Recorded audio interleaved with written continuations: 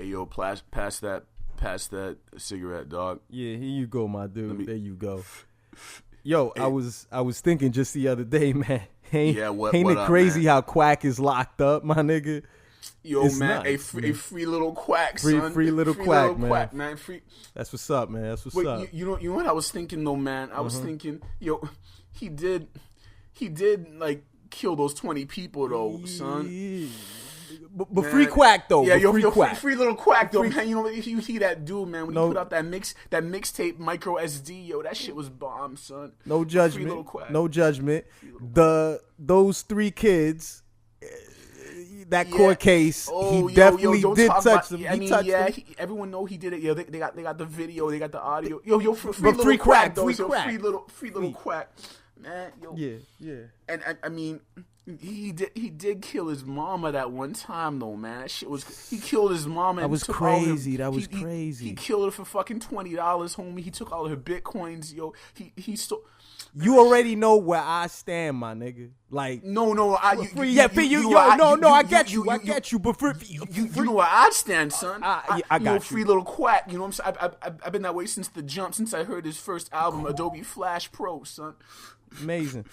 Quack told me that if he were to ever get out of jail, it's kind of scary at the same time. But free Quack, free Quack. Quack told me that if he ever saw me again, like he told me that would be my ass. I don't know what that meant, but I can only assume. Is he gonna try and fuck, or is he gonna kill you? Is it metaphorical that statement? Metaphorical, maybe, but I just want Quack to be free. You're free little Quack though. You know, there was that one time he whooped my ass and he put a popsicle up my ass too? and he cut my leg off. You know that this shit was. It makes me sad every time I look down at my leg and my leg is fucking missing, man. But you know, if you're free little Quack, free Quack in this world. All right, yo, we gotta start a hashtag. We gotta let everybody know that Quack has gotta be back on these streets. You're listening to the Double D's podcast. I'm Dom. I'm D.respect. He's got a great set of tits. I get so angry thinking about this kid. Because that's what most people are bitching about. In New York, you know what I mean? We like to eat out here. You gotta stop looking at interacting with people online as a cheap date. My father used to drink. Get the fuck away from me. Hold on. I come a lot, by the way. You're doing the rap stuff. If you didn't say it, somebody in the comment section would have said it. It's like how you feel when you're having a paranoid high. That's a dynamic connection right there. You're listening to the Double D's podcast. I'm Dom, everybody. I'm D.respect, everybody. If you're listening to the Double D's podcast via iTunes, we always want to remind you, we always want to rub and tug you to be active within the iTunes community. Please comment, please subscribe, and most of all, please leave more than 111 likes. It helps the Double D's podcast out very much. You guys, we gotta do a shout out to my man, all right? And we're not talking about little Quack, okay? He's gonna be free soon. Free him, He's gonna be killing all of us. But right now, we gotta send a shout out to Shido the Bear, aka Alistair Ruturi, okay? You made an incredible animation. Bravo! This is us giving you props, man. So we're talking about make shit, and it's so good. It's an animation of the skit we did with Fantano about Yogi the Bear. And, I think like the first time he was on the podcast. Yeah, and it was a skit about Yogi jerking. Right. It was Fantano was playing Yogi. I was playing Boo Boo, and you were playing the Ranger. Yeah, I played an angry Ranger who ran to the cave and told him to get the fuck out. the facial expressions though, the Yogi like jerking against a wall, hilarious, man. Excellent job. We want to see more of this shit and make it good. And let's not be so let's not give him so much pressure. Just make it. Don't worry about it being good. Just make content based on the show. It's great. I also like the touch where Yogi had Coke on his nose, because that didn't have to be. It's similar to the Gutter Mind video. There were certain things that he threw in there that he didn't have to. That makes it. Go ahead, there's Coke on his nose. It makes sense. Awesome job. Thanks, Shido. Great. So what's going on in the world? How you been? How's your week been? My week's been good. I encountered an elderly gentleman the other day who went on a riff about FYE, the music store. Yeah. Obviously, It's for you guys who don't know, it's brick and mortar. It's like, yeah, they sell, if you guys remember CDs, you remember that? CDs, and they sell toys. They sell little stupid shit, candy. But go ahead. Yeah, so he's telling me what they're doing wrong at FYE because apparently he buys a lot of Blu-rays. So he tells me that the problem that were you standing when he's talking to you? I was standing across the counter. This was at the store. I was standing across the counter, and we just finished a transaction, and this older and he worked there. White gentleman. No, he doesn't work at FYE. He shops there. Would you you let me tell the fucking story? You said you were across the counter. Tell me what you were doing across the counter. I was at my job. I didn't know you worked there. You didn't say that. I don't work at FYE, sir. You said you used to work there. No, I did not. Jesus fucking Christ. Why were you across the counter? Jesus. Why were you across the counter, dude? Tell me. This is unbelievable. You will not let me tell this fucking story. Just tell me why you were across the counter. I want to tell the listeners this story. You just listen. Jesus Christ. The Fugazi. Why? How did he know it was a Fugazi? I just say it's a Fugazi. This is my Fugazi right now, dude. Just tell me why you I'm not telling you, Lefty. I'm not gonna. You don't want to tell me why you were across the counter. Fine, go ahead, tell the story. Lead on Chugs. Listen. I don't know why this is amazing you, but check this out. This may surprise you, but at my job, there's a counter that separates the customer from the sales associate, and that's where we put the product. So I was standing behind the counter where the register is, and after him and I finished the transaction, he had an FYE bag with a Blu-ray in it. So he then started to tell me what he thinks that FYE is doing wrong. I don't know why you don't get that. I still don't get it, but go what ahead. What the fuck? Why were you behind the counter by the register, dude? Why? Okay. Why were you there? Why'd they let you back there? Look, listen. I don't Please, know, dude. I don't Please, know if everybody out there is as lost as Dom is, but I think I established that I was at my job when we had this conversation. You worked at FYE, correct? Oh my god. You said you were at your job. So you worked at FYE and you were behind the counter at the register.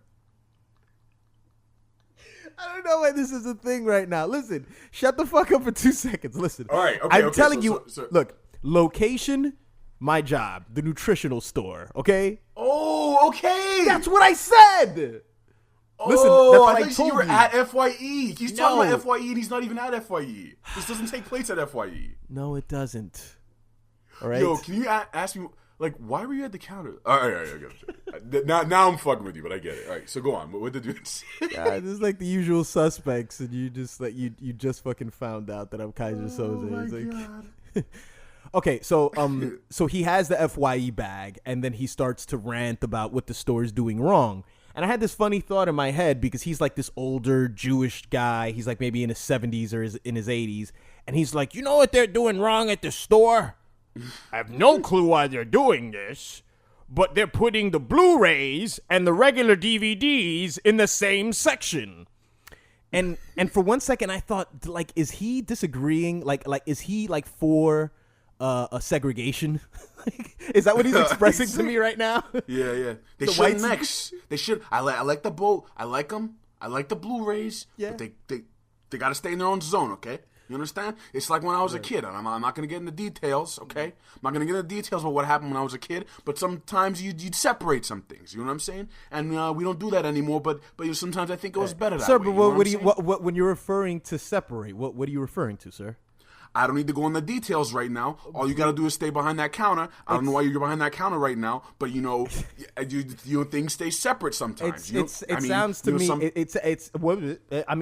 to me like you're implying that like we should just take society back to when blacks and whites were separate. I didn't say it. You see the liberal media. You see the liberals trying to change everything. Okay. That's not what I said. Okay. What I said is sometimes you gotta separate some things. Okay. You see that? You see that black dude over there? You see that black dude? I bet he's pounding white pussy. Okay. That shit makes me sick. All right. Sure.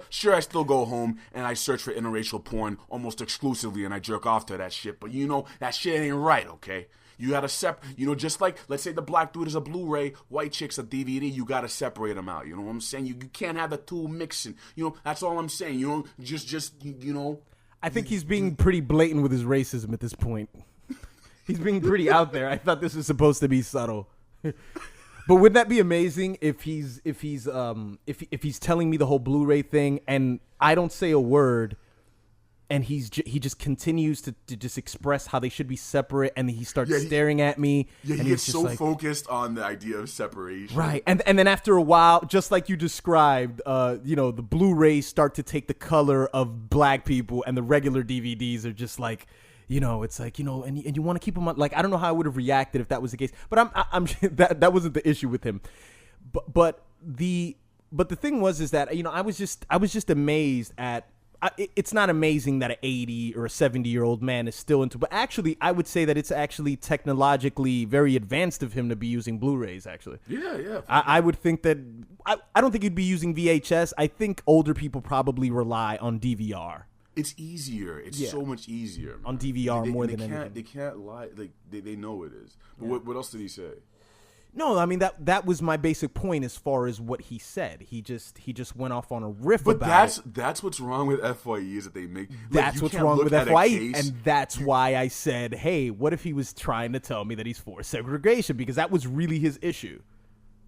That was really his whole thing, and I was kind of like, well, that was it. I thought he was going to go off into some like it's really a metaphor, dude. Analytical. Maybe it might be a metaphor. I don't know, but he kept looking down. He kept looking up at me. The Blu-rays, the Blu-rays. But I'm amazed that FYE is still open. I mean, you told me that there was an FYE in your neighborhood, right? There's a few in the DC area. There's one in like Arlington and there's one in DC. Yeah, we have some here. I don't know. You know what? I do know why. It's for the same reason we still have bookstores, man. People want to hang on to that shit. The vinyl is coming back. In my city, there are like 3 vinyl record stores, man. Vinyl. This shit probably wasn't even around. Like, it's all coming back full swing, dude. People are like, but Blu-ray's not vintage. It's not, but it is it is vintage because it's a physical copy. Okay, everyone does Netflix Instant now. I'm so sure that Netflix is like, you don't ever see those red envelopes anymore. No. Excuse me. So people don't want to use the discs anymore. But they're still, but you still see them in certain supermarkets. You'll still see the red box. No one's buying that shit, dude. No one's using red box. Mm-hmm.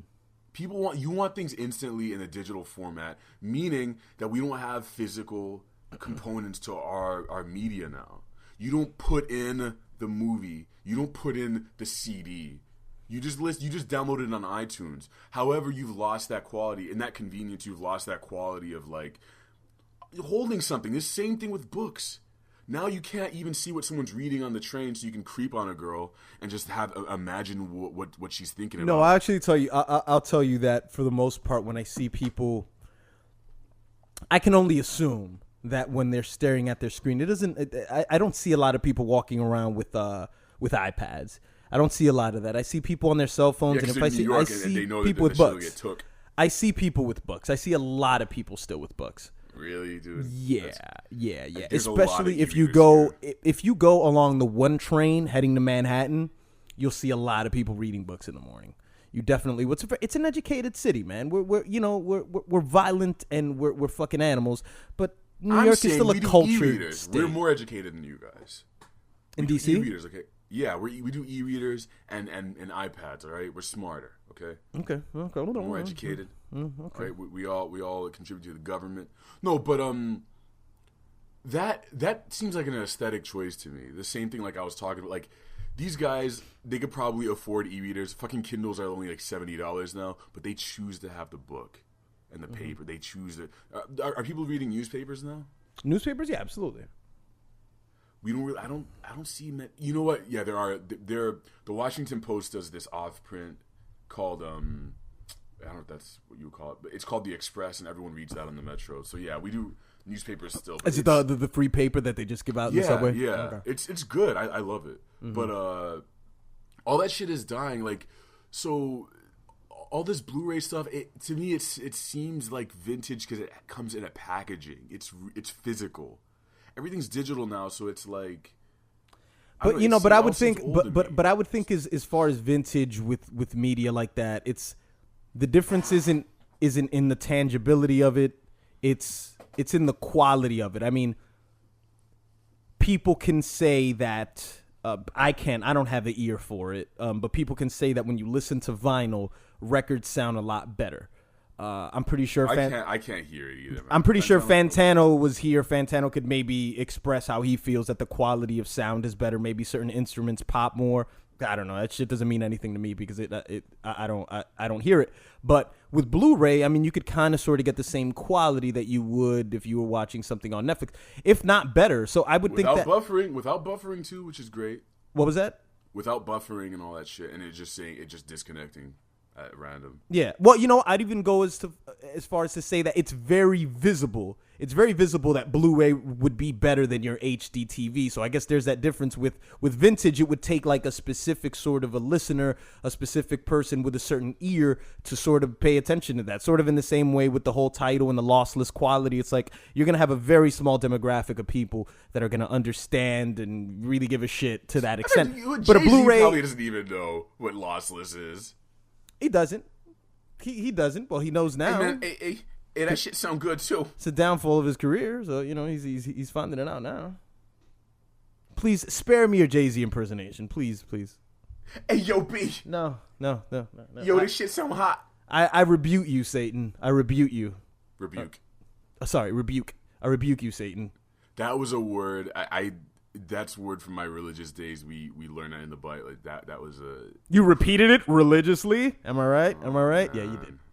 Yuck. Yeah, but my point that I'm making is like, it's a cycle. All right, we live in this cycle, and we're going to have bars where they're like speakeasies because cell phones don't work on purpose, and they dampen it.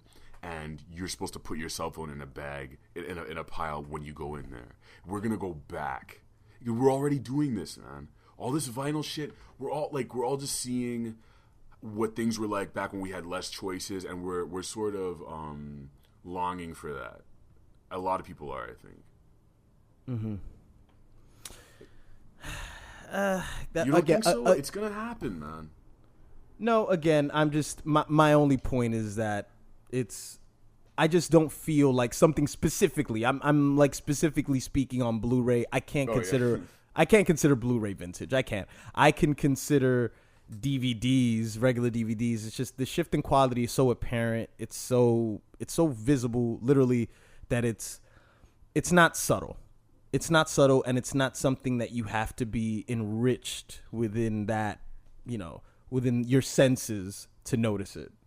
The jump between the jump between VHS and DVD was the greatest shift. Yeah, that was a big leap in visual quality that I've ever seen. And DVD to Blu-ray, of course, there's a difference, but not as big as a jump. No, VHS for you little kids who don't remember those tapes, it was so crazy seeing that jump. It was like, what the fuck is this?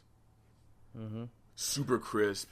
And you have menus too. You had these menus, which is it's such a novel idea in the beginning, where you could go to the special features, and a lot of those special features they put in the DVDs back then. Remember how like shitty a lot of them were. Like as far as what the outtakes? What do you mean?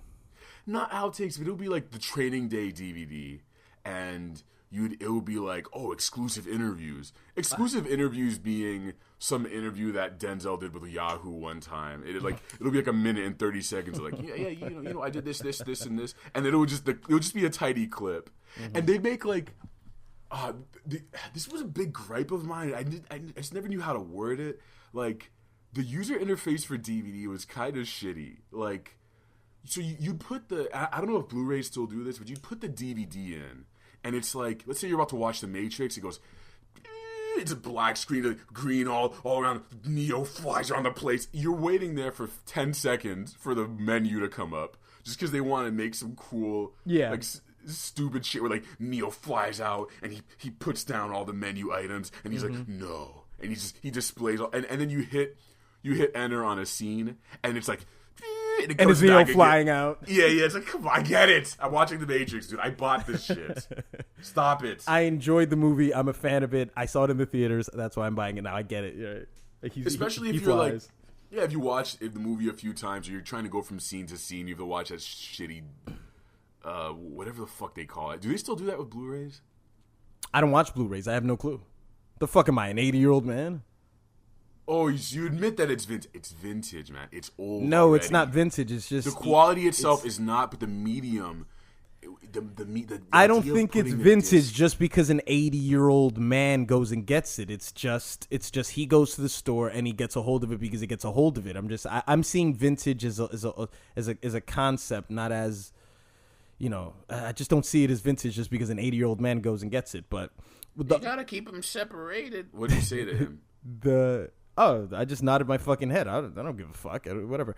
The point that I wanted to make. You just want to. I hate blacks. The point that I wanted to make about VHS that's really funny because, I mean, anybody who's over the age of 25, you can remember having a VCR and recording shows on it. But one thing that I used to constantly do is I used to record all the movie clips that I liked, all the stand-up jokes that I liked, all the sitcom, the scenes that I liked, and a lot of what I used to do too was I used to record ESPN on SportsCenter. They would have plays of the week. They don't do that anymore. Well, at least I think they don't. On their Sunday show, they would show plays of the week, and it wouldn't even be a top 10. It would just be a whole collage of just like the best plays, and they were just so well edited and put together, and there were always themes to them. And I loved recording it, and when friends would come over, I would show it to them.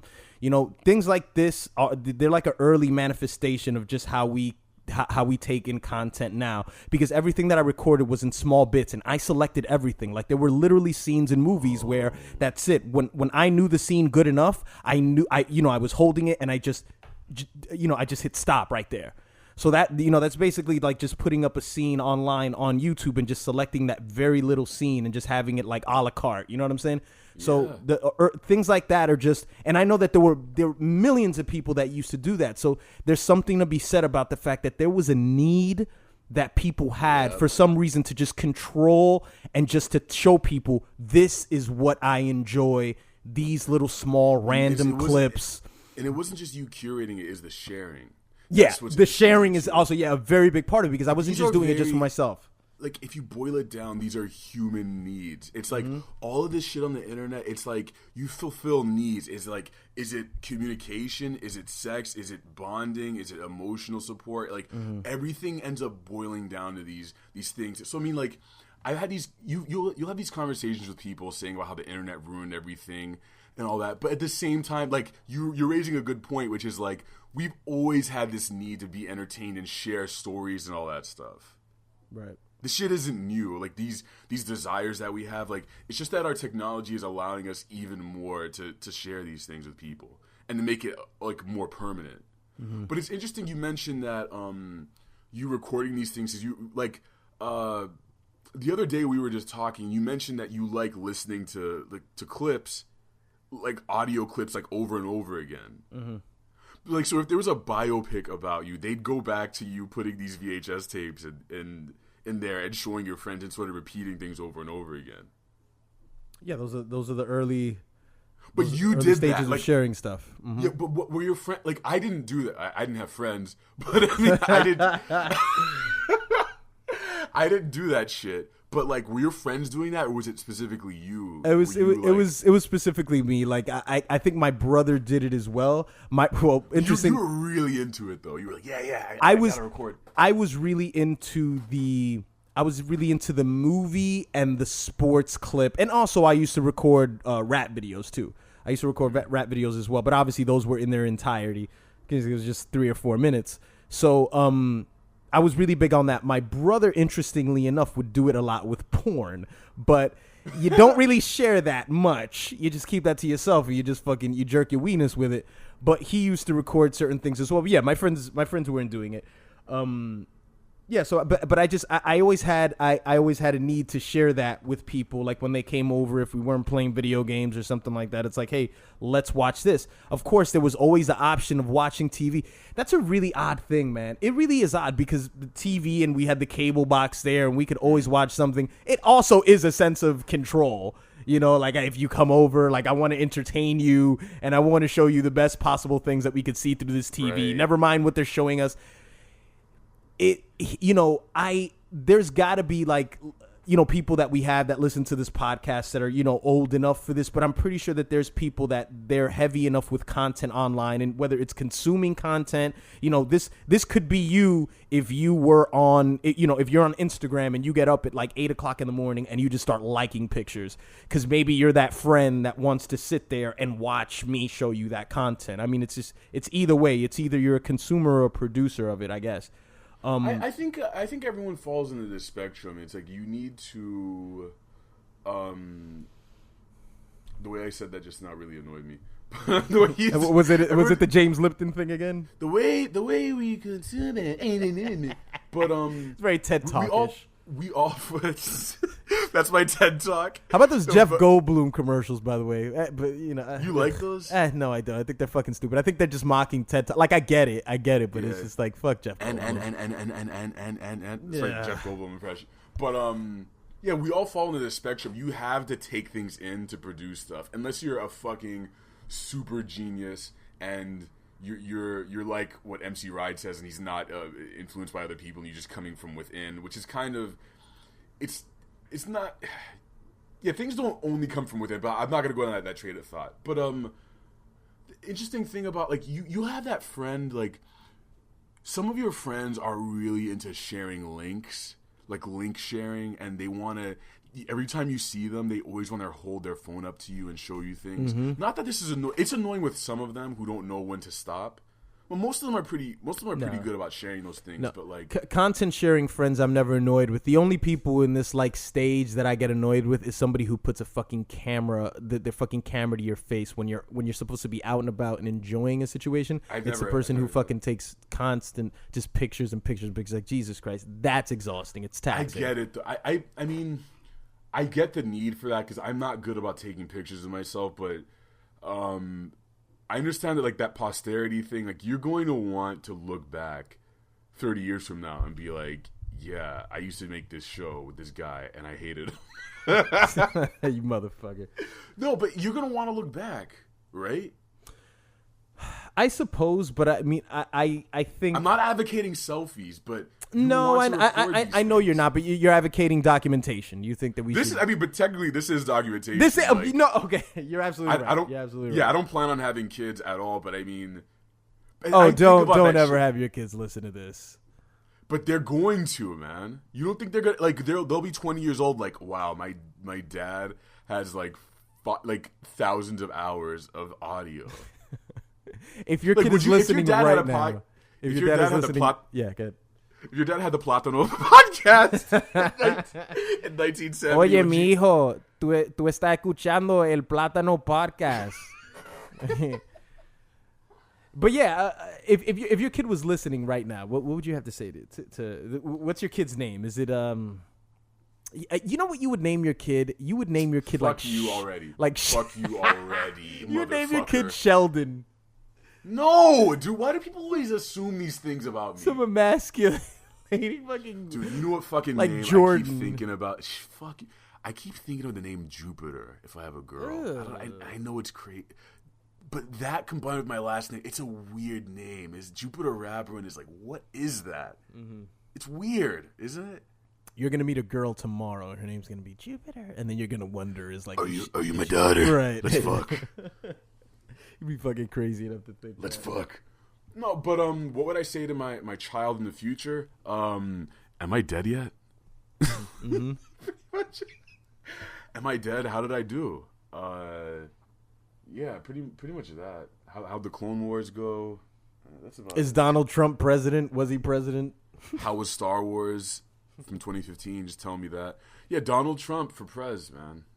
He's come a long fucking way. Do you think that's actually going to happen? For him to become he's not getting the nom. I don't think he's getting the nom, but it's dude. I have to say this shit right fucking now. Our candidates are dog shit. Dog shit. When you say our candidates, do you mean Democratic hopefuls? All of them, except for Bernie Sanders. He shouted out base God. Can you believe that? No, I wasn't aware of that. Bernie Sanders shouted out base God on Twitter. Insane. You know, it's amazing. You're about to discount this right now. You're about to discount it. No, I'm not about to discount it. I'm really amazed because I didn't imagine him looking the way he looks, being 73 years old and shouting out base God. Fuck my bitch, base God.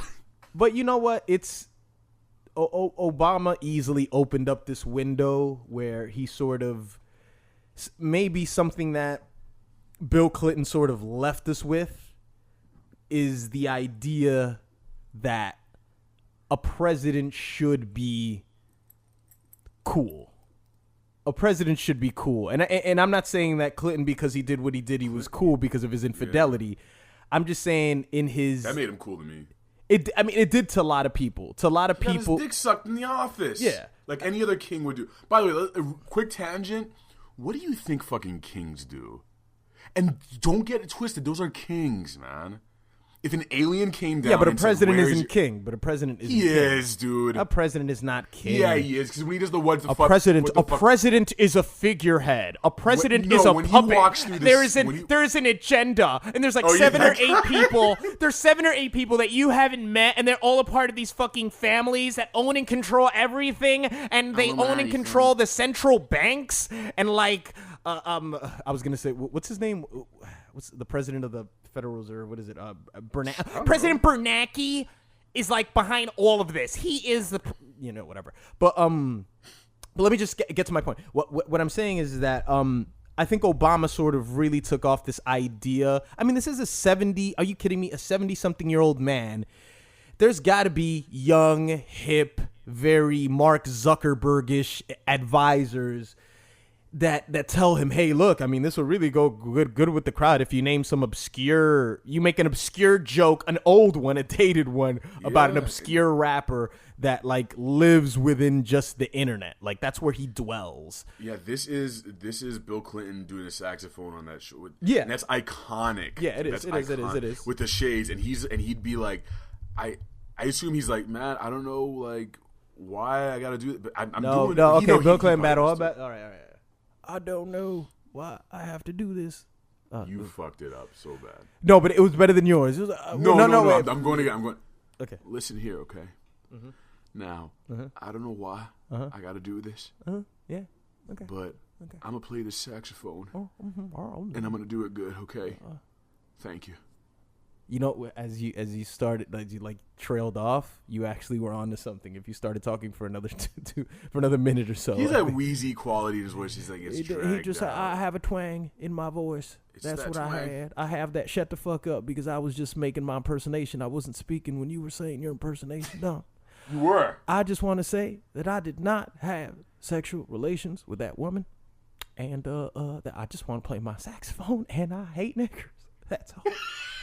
I want to live in Harlem, and I want to disguise the fact that I am a closet racist. But sir, you just said you hate niggers. Why I did not say that. I just want to verify that I did not say nigger just now. I did not. You said it again just now. I did not use it. Within that context, I did not use it. So, suck my dick. Mr. President, what are your thoughts on Base God? I think that he should be thanked in every possible opportunity in life. Would you let him fuck your bitch? Debatable. Debatable. And free base God. No, sorry, free quack. Free little quack. I think it's possible. I don't think it's possible for Donald Trump to be president because I don't think it's impossible because he's irreverent. I think dude, this fucking guy. I think everyone is entranced by his straight shoot. Everyone says, but he's always been like that. He's always been like that. Donald Trump, This guy is. He's a straight shooter. How he's like, I'm gonna fucking tell you, and I know you're not gonna like what I'm gonna say, and just fucking. This guy, it's like he said, like I'm just amazed by some guy who's on stage. He's like, yeah, it's like, and yeah, I fucking hate immigrants, and I think women are dumb and stupid. But you know what? I'm not fucking lying to you, and I'm amazed that he's made it this far in this. But this is a crazy thing to me, dude. Like in this super PC world, it's like, how has he not been run out of town yet? That's what's amazing to me, because it's like, it's up front. He's coming at you up front with this stuff. He's not hiding it. They're not getting him on the phone saying things in his comfort of his own home and shit. It's right up in front of you. It's sort of like they can't really combat that because it's so out there. You know what I mean? Like, I think he's sort of... What he'll change is... If he were to be president, he's not going to be president. What he would change is the direction that the country is moving into, with just its obsession over language and its crucifixion over language, because that's one of the points that he made at the Republican debates. He said, you know, everybody just gets up in arms about just like the things that people say, and there's so much appropriation when it comes to that. And that's something that I stand behind Donald Trump. I stand behind his right to say all the dumb shit that he has to say. And I think that's his strongest point. It's that it's almost to a fault. It's like this country working to a fault. Like, here's somebody who's played by the rules, I guess, but mostly. I don't know if he's like corrupt and it'll come out eventually, but somebody who's played by the rules, somebody who's at the top of this capitalism game.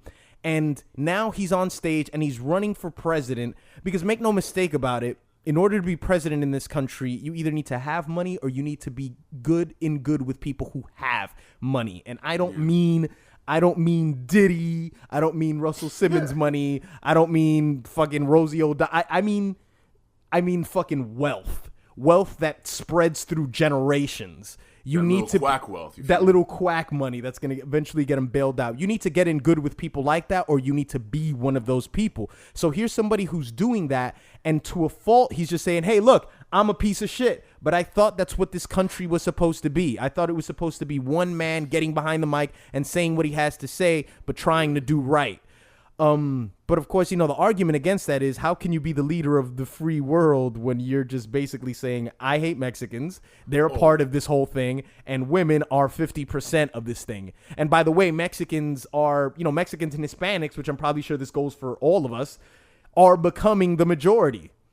You know what I'm saying? So how's that going to work? That's why somebody like Jeb Bush is a strong candidate, because he can sort of use that angle. What is he, like half Mexican or something? I know Marco Rubio is another one too. They're gonna lean so hard on that shit. And, yeah, they're gonna speak Obama Spanish did as well. Yeah, but yeah, I mean, his foreign policy, he'd be the opposite of Jimmy Carter. He'd be Trump would be fucking. Assuming Jimmy Carter was just, he was very passive. He was super passive, very much like I'm going overseas, I'm shaking hands with everybody. Like Obama. Yeah, pretty much. Yeah. I think he's been really good for foreign relations too, Obama. But like I said, our candidates, they fucking suck, dude. There's no guy with a face like, even if Romney was running now, he's like more of a face, more of a, even though I fucking hate, I don't agree with a lot of the stuff he says, he's at least like, let's make no mistake about it. That's a political term. Make no mistake about it, friends. It is so important how people look and how they sound, and whether or not people like you. Yeah, that is so important in getting elected, and we just don't have that guy. I don't think we have that guy in this. You don't have that charm. And Hillary is a piece of wood, okay, and she's not winning. She might get the nom, but at the same time, it's what she represents. It's what she represents. And to be honest with you, I mean, you know, you guys like to paint me as this fucking homophobic misogynist, but I will say it's a way bigger deal for this country for a woman to be president than a black man, an Asian man. The fact is that they've all been men. What is it? Obama's 43 or the 44th or something like that. Yes. So they've all been men. Okay, so it's way much of a bigger deal. So even though she's a piece of wood, you know, it's very obvious. But look, man, it's going to stand for something. Are there any other females running at all? No, I don't think so. Michelle Bachmann stayed her dumbass out of it. So okay. So I mean, hot dogs. I mean, what's big to you? I mean, I know I'm putting you on the spot because this isn't something that you mull over all day, every day. I'm not big into politics, but what do you know what's big? I mean, what's big as far as social issues? You know, I have a soft spot for immigration laws and public assistance, like welfare, WIC, all that stuff. That's probably the big, and also reproductive rights for women. That's all huge for me, dude. Reproductive rights. Is this relating to abortion at all? Yeah. Okay. Like basically, it basically comes down to sex and like how we teach, how we view it, how we teach kids, like what we allow women to do with their bodies, and that sort of stuff. And obviously, everyone knows where I stand on this shit. It's no question. I'm obviously a pro-lifer, and I believe that Jesus Christ, you know, loves every baby. You better fucking recant that statement as soon as you can. Even in cases of rape, obviously, you know, What was that? Why would we ever allow women? Yeah, but that was a joke. Please don't fucking send me. That's what's kind of important to me, like those social issues, immigration, public assistance, and women's rights as far as reproduction and all that stuff. I can't believe this is still a debate. We're so behind on that social stuff. So yeah. What about you? I wouldn't really say that I have anything. I mean, just as basic. Immigration, dude. Like you're not. That doesn't. Dude, think about if Donald Trump. Can you fucking let me talk for 2 seconds? Jesus Christ! Why are you behind the counter? Why? I don't know. I know it's a physical impossibility, but I am behind the counter. I'm not saying that immigration isn't a concern. I said what are your issues? If immigration just doesn't happen to be my issue, just doesn't happen to. I would just say, and this is probably you could probably just paint me as sort of a libertarian at heart. It's just personal freedoms. It's just personal freedoms is what I care about, and I just think that so much of what we do, and I know it's a far-fetched thing because I know a fringe candidate like that would never be accepted. I mean, I think the closest thing that you ever had was Ron Paul was a person who came the closest. But that's not going to happen. It's not going to, because even his son is sort of looked at as a bit of a kook to some extent. Not as much as him, because then there's always the when you talk about drugs, and then there's always but heroin should be legal too. And it's like people are like, what? Heroin should be legal? The libertarians think, it's like everything. Yeah. You should just be penalized for if you do crimes. They have a point, dude. They really do have a point. So I would say, the way in which drugs are sort of viewed and how we imprison people who commit nonviolent crimes. I mean, I know that that's something that up until recently, I think Obama released a few hundred people who had like nonviolent crimes that were just like drug related. That's a step in the right direction, because we just have this total misconception of we're starting to, well, we're not starting to, we've done it for quite some time. Like, we're confusing the food with the menu. We're eating the menu and we're looking at the food. It's like, it just because a person does drugs doesn't necessarily mean that they're a criminal just because the state or the federal government says they're a criminal. It's like there are certain... Yeah, but this is... Okay, this is obviously pre-Reagan, but this notion that it's like... And we're learning this now, that it's like all this shit that we've been fed has just been a lie about how, like, drugs will ruin your life or whatever, and it's just like sex. It's like people are gonna experiment and they want to feel good and they want to just like, they want to have different experiences. And it's like, I think the majority of drug users, like fucking alcohol, like, do I need to say this again? Like, that's the worst fucking drug, dude. I mean, okay, it's not as bad as heroin, obviously, but like really, that shit is legal, and it's like, look what it does to people, man.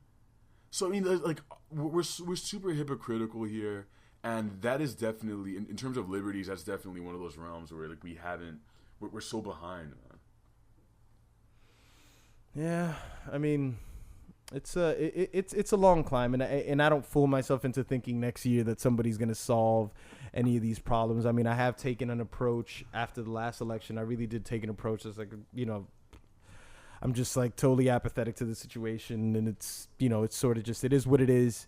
And I'll just let the circus play itself out, because I'm pretty sure there's a purist out there who's kept their ear to politics all these years, and they know that it's really become a zoo. And Donald Trump is the perfect personification of that. I mean, just the fact that he has a fighting chance, but in a sense, it is just the country. It's the term, like, you know, garbage in, garbage out. We've pretty much told people that this is what they should be. This is what I meant by playing by the rules. They're not necessarily rules that I abide by. They're not necessarily rules that I believe in. But Donald Trump has played by the rules that this country tells most people that they should live by, which is, you should, you know, if you want to get anywhere, you should be able to step on others to get there. You shouldn't really care about people's feelings. You should be brutally fucking unapologetically honest about everything, despite how anybody feels. Just, I have no filter, you know, just be a fucking blowhard just because you can rest on the fact that you've had a successful career, and most people are pretty primitive, so they're not going to question you on things because, you know, he's rich. Because of course, money means everything. Yeah, money means everything. So that's telling you that. Him getting to this point where he's been taken seriously to some extent, it's like, people like, well, you know, he's worth this much money, so he's got to know what he's doing. Very different to making wealth for yourself and leading a fucking country. It's bananas that anybody would ever, you know, think that the two are correlated to one another. Or maybe somebody could think, well, he could solve some of our economic issues, you know. Yeah, because countries are run like your shitty ass hotels. Yeah. Same thing, right? Exactly. Just like your shitty places of leisure. So, I mean, you know, I wouldn't be surprised I'd be very surprised if he became the Republican nominee. That would surprise. I'd be surprised too, but at the same time, like I said, none of these other guys are coming with it. Like, yeah, they're just kind of. They're Republicans. They don't have to have personalities. He has a personality, and he's charismatic. He's the most charismatic Republican nominee that I've seen since. Wasn't Ross Perot a Republican? Was he very charismatic? Not really. He was just funny looking, I think. It was just mostly funny looking, if anything. Ladies and gentlemen, thank you for joining us on another presidential debate. Candidate D.respect on the left.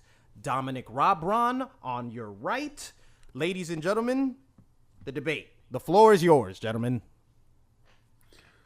I would like to begin by saying thank you all for being here. I agree.